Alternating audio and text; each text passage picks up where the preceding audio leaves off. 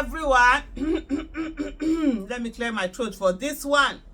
You know all that brouhaha that happened, the Kenya Airways brouhaha, where a Nigerian passenger, she was flying from, is it Lagos, Nairobi, then Paris, then Manchester.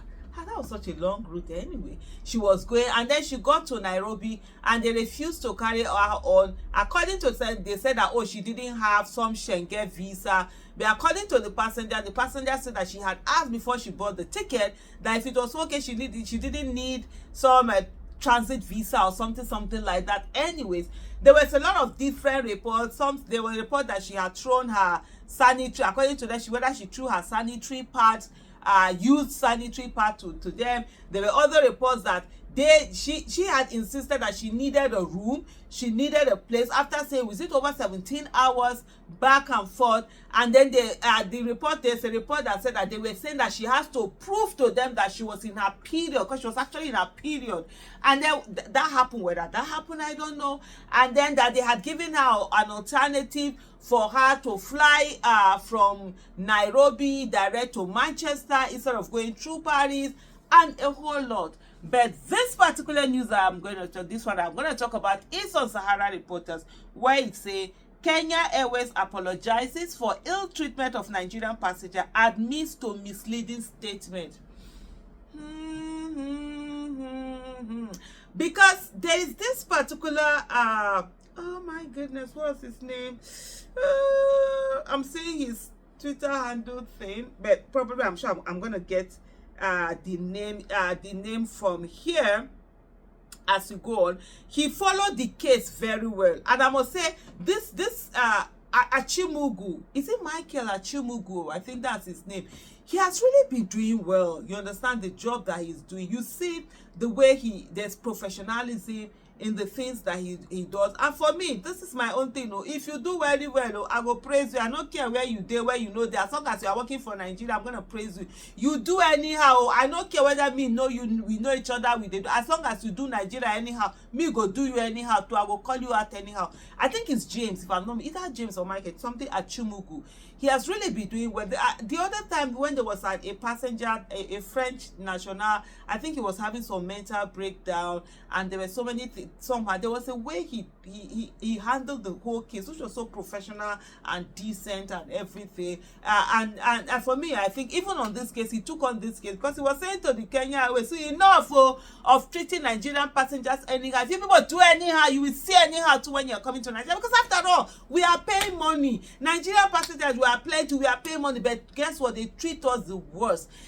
Apart from the whole of Africa, the way they treat Africans, the way they even treat Nigerian passengers, that's another jara on its own, totally, the way they treat. And you find that, especially the ones, let me even digress a little bit, leave this Kenya, the African airline, the ones that European airlines, the other Western airlines, they will bring the worst aircraft to Nigeria. I'm telling you, when you're flying back to Nigeria, that's when you're entering the worst aircraft. But that's not what I'm talking about today anyway. Let me come back to this. I said the airline also admitted that its initial statement on the matter was misleading. The Kenya Airways has apologized to Nigerian passenger Gloria Omisore after a controversial incident that saw her stranded for hours at Nairobi's Jomo Kenyatta International Airport. The airline also admitted that its initial statement on the matter was misleading. The Nigeria Civil Aviation Authority, NCAA, had responded by initiating maximum enforcement action against Kenya Airways over multiple customer protection violations. James Ngaga, Kenya Airways country manager in Nigeria, apologized for the airline's poor handling of the situation, acknowledging that Omisore should not have been allowed to board her flight from Lagos without a France transit visa. In short, there's this program I do, a place at the table, when this thing was brought up. I said, look, and even I saw a tweet that I did, somebody was saying, I shall speak the truth. The lady did not. See, let me tell you something.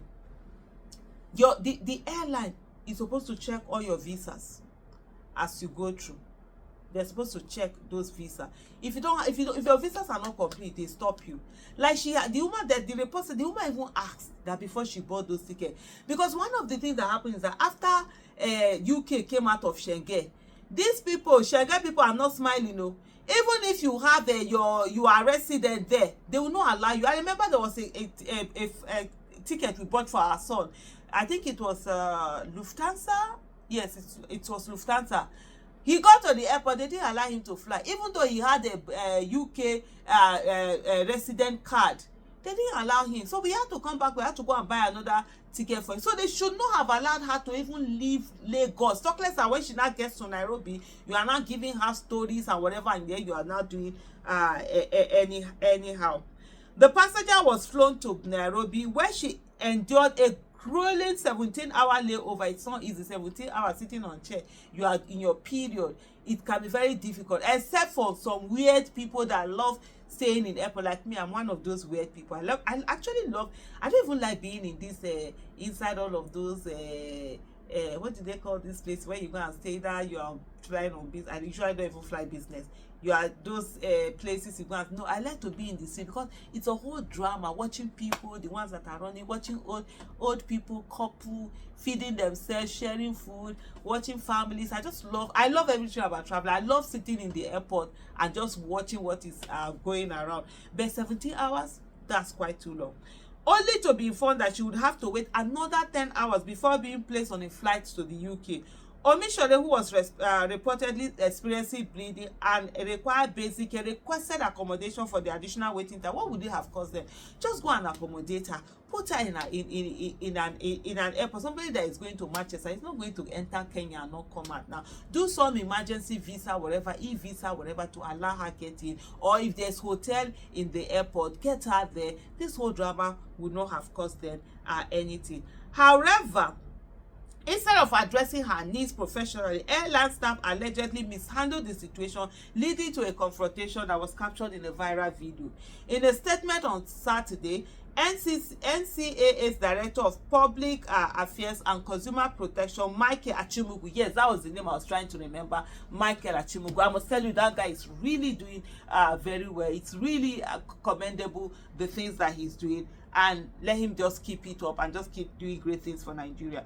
Michael Achimugu condemned Kenya Airways for failing to correct its initial official statement which misrepresented the event. We put the facts of the matter to the airline and rejected the misleading official statement they issued, Achimugu said. Rather than updating their statement to reflect the truth, they have allowed falsehoods to spread. One such falsehood, Achimugu noted, was a claim by blogger Charles Onyago-Obo that Omishore refused an offer to fly to London. The NCAA insisted that the passenger only became frustrated after learning that her 10-hour wait would not include accommodation. You've done 17 hours. Then additional 10 hours. No accommodation. That means she has not showered.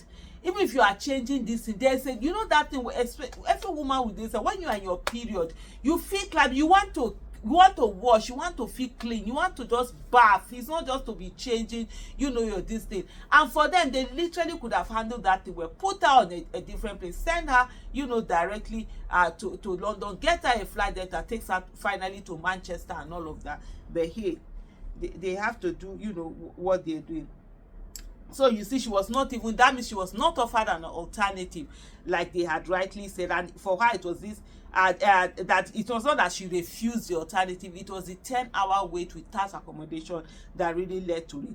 Consumer protection advocates have criticized Kenya Airways' handling of the incident, urging the NCAA to impose strict penalties to prevent similar occurrences. The viral video, which showed airline staff yelling at the distressed passenger, has fueled further outrage. This was a bleeding woman who had already endured a 17-hour wait. She simply needed to clean up and receive some care, Achimugu said. Instead, she was met with unprofessional conduct. According to Achimugu, Jason Gaga admitted in one of the videos below that the staff's behavior was against airline policy.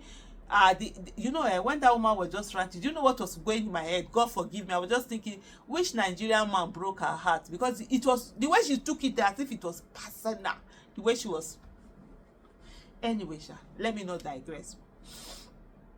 The writer also claimed that the meeting between my team and the airline held in Lagos a simple search would have told him that the NCAA headquarters is in Abuja. This is what happens when people are more interested in narrative creation rather than for they know their audience. He said truth shouldn't be hard to tell. However, NCAA gave the airline an opportunity to fix what was wrong. The airline has failed to do so, and the woman was brought back to Nigeria. For me, that was the part I really didn't like how that went.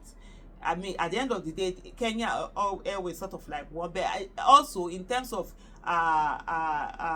conflict resolution, just diffuse the system. No wahala, come back, let's get it sorted. And I hope they pay compensation to that woman, because they really put her through a lot.